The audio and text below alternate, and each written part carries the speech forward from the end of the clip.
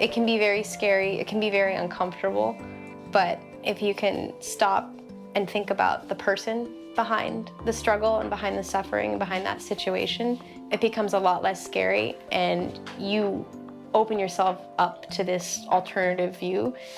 In the city of Seattle, there's a lot of places where the homeless community go so that they're not seen, because they're demoralized and because people don't treat them as they're human. I think there's a tendency to look away from people who are homeless. People just tell me that they can go through an entire day without a single person acknowledging that they even exist.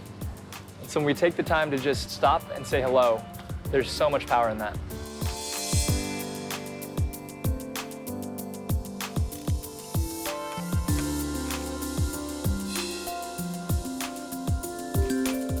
I got a letter on my listserv, Ballard Moms, that there was going to be tent encampments coming to Ballard.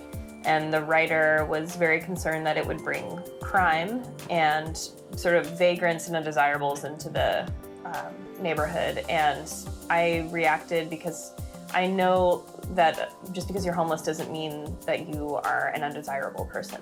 And I was like, I want to feed these people. When I wrote back to Molly in the email, let's fight some fear and hate with some love and burritos. And some love and some burritos. Yeah.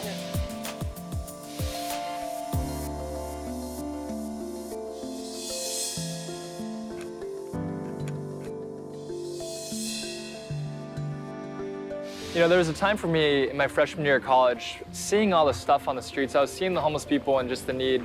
I wasn't really doing anything about it. And what I found was that the transition between doing nothing and doing something really isn't that hard.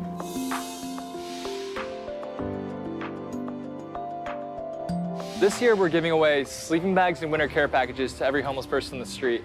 And so if we can do our part to give every single person warm for the winter, that would mean a lot to the community. I'm a mortgage loan officer, so ironically, my passion during the day is what I call more land, helping people get into homes, and my passion at night is more love, also helping people get into homes.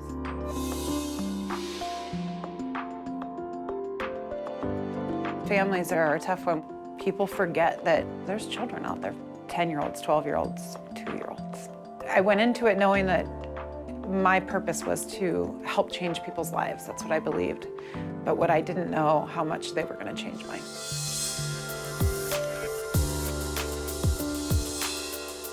You know, at the end of the day, homelessness is really everyone's problem, and it's also everyone's opportunity. It doesn't matter if you're young or old, if you're rich or poor, every one of us have an opportunity just to make some difference to someone in this world. And I think if we're just faithful to those little opportunities we have, it'll go a long way to making our community a better place. What if your brother was homeless, or your mom, or your grandma, or, you know, anyone that you know was homeless? Because that's who homeless people are. They're somebody's grandma, they're somebody's brother, and someone's baby out there. And it's hard for me to look away knowing that. So this is my father, and he has been homeless my entire life. For me, when I look at some of these homeless people and interact and engage and have my relationships with them, I'm reminded they have the daughters and they have the sons. And maybe even though I can't be that part in my father's life, maybe I can be a small part of that in theirs.